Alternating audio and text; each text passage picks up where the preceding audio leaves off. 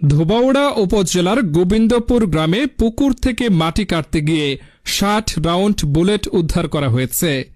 বৃহস্পতিবার দুপুরে গোবিন্দপুর কালাম তালুকদারের বাড়ি সংলগ্নে একটু পুকুর থেকে মাটি খনন এর সময় বুলেট দেখতে পায় স্থানীয় লোকজন, কিন্তু চিনতে না পারায় পুকুরের পাশে ফেলে রাখা হয়। পরে স্থানীয় সচেতন মানুষদের নজরে আসলে পুলিশে খবর দেওয়া হয়।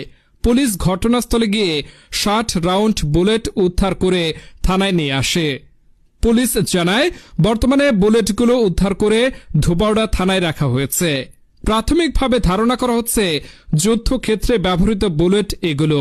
হালুয়াঘাট সার্কেলের সহকারী পুলিশ সুপার সাগর সরকার বলেন, আমরা ধোবাউড়া থানা পুলিশ আজকে সকালবেলা আমরা সংবাদ পাই। সেই সংবাদের প্রেক্ষিতে এটা ধোবাউড়ার গোয়াতলা ইউনিয়নের গোবিন্দপুর গ্রাম, এখানে আমরা এসে উপস্থিত হই।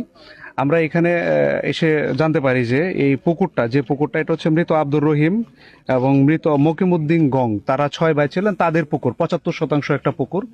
এই পুকুরটা হচ্ছে বর্তমানে শুকনো অবস্থায় আছে এবং এখান থেকে মাটি কেটে আপনার হচ্ছে এই রমজান আলীর বাড়িতে হচ্ছে আপনার ওঠানো হচ্ছিল। তো যারা হচ্ছে মাটি কাটার শ্রমিক ছিল চারজন শ্রমিক, বিলাল হোসেন, হেলিম, হাসান আলী এবং মুজাম্মেল হক, তাদের সবার বাড়ি তারাইকান্দি, ধোবাউড়া উপজেলার।